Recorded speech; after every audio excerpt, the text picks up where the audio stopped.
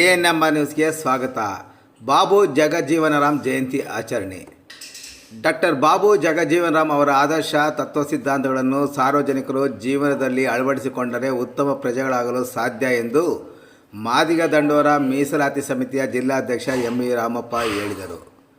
ಅವರು ನಗರದ ನಾರಪ್ಪಕುಂಟೆ ರಸ್ತೆಯಲ್ಲಿರುವ ವಾಸವಿ ವೃದ್ಧಾಶ್ರಮದಲ್ಲಿ ದೇಶದಲ್ಲಿ ಹಮ್ಮಿಕೊಂಡಿದ್ದ ಹಸಿರು ಕ್ರಾಂತಿ ಹರಿಕಾರ ಮಾಜಿ ಪ್ರಧಾನಿ ಬಾಬು ಜಗಜೀವನರಾಮ್ ರವರ 113ನೇ ದಿನಾಚರಣೆ ಅಂಗವಾಗಿ ಅವರ ಭಾವಚಿತ್ರಕ್ಕೆ ಹೂ ಅರ್ಪಿಸಿದ ನಂತರ ವೃದ್ಧರಿಗೆ ಉಪಹಾರ ವಿತರಣೆ ನೆರವೇರಿಸಿ ಮಾತನಾಡುತ್ತಿದ್ದರು.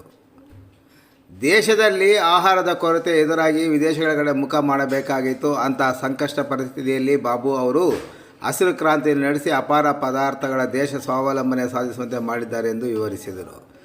ಈ ಸಂದರ್ಭದಲ್ಲಿ ರಾಜ್ಯ ಉಪಾಧ್ಯಕ್ಷ ಪಿ.ವಿ.ಎಂ. ನರಸಿಂಹಪ್ಪ, ವೆಂಕಟರಾಮಪ್ಪ, ಮಾಡಿಕೆರೆ ನಾಗರಾಜ, ಶಿಲ್ಪಾ ಶಾಲೆಯ ನರಸಿಂಹಪ್ಪ ಸೇರಿದಂತೆ ಹಲವಾರು ಮಂದಿ ಭಾಗವಹಿಸಿದ್ದರು.